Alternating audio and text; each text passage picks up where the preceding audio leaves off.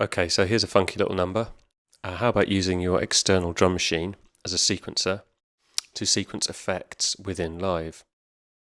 Many reasons for possibly wanting to do this, but the main one I could come up with is that it's quite a lot of fun. So over here I've got a TR-505. It's a pretty old drum machine, but it does output MIDI, and it outputs MIDI on various notes. And here are the sounds within the machine.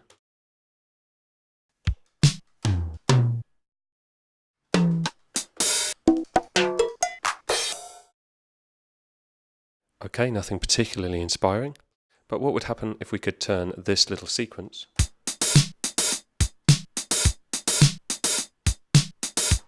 into something that we could use to control something other than sound? Now I've set up a simpler pattern.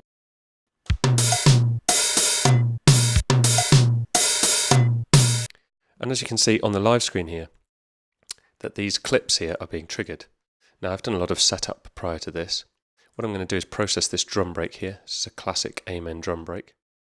And it's going to be going through this FX channel. So it's all about routing. We're sending the audio, or rather pulling the audio into this effects track from the breaks track. I've set this to sends only so that we won't hear the original or dry signal. We're only going to hear the process signal. And within the effects track here, what I've done is set up a rack. And this rack has got 16 different effects on it. And they've been spread across the chains from 0 to 15. You can see that they're also grouped into bunches of 4. The first 4 are flange style effects. The second 4 are distortions. The third ones are grain delays or delay effects. And the last ones are reverbs. So what I've done is set these across different chains.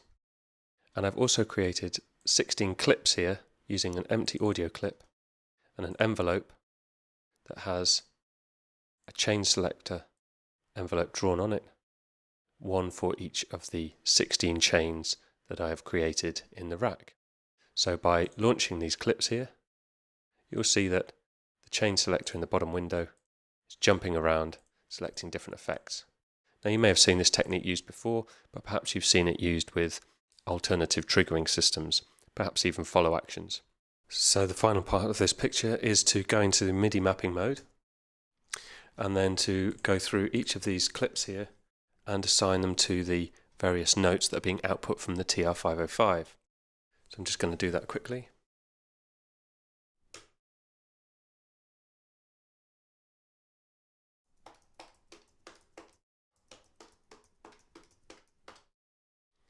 And then out of MIDI mapping mode, and we're all set. This system allows me to use not only the buttons on the 505 here to change those effects. Now I'm just going to mute the original drum sounds. So I've effectively turned my drum machine into a MIDI controller.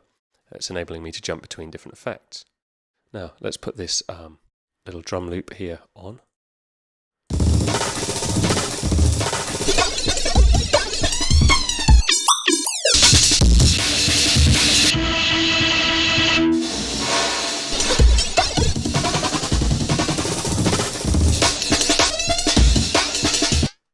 That's already quite a lot of fun. Gives me an extra level of control over here, or kind of dedicated control. But what I can also do now is use the internal sequencer on the TR-505 here to manipulate or change those effects, either according to a sequence that could be synchronized or it could be not synchronized. So if I just press start here, you will also hear the drum loop coming through.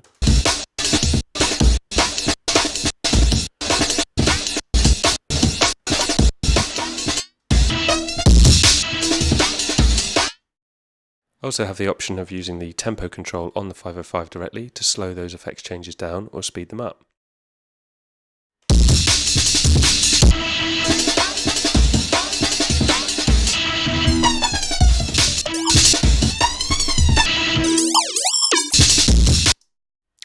Lots of fun.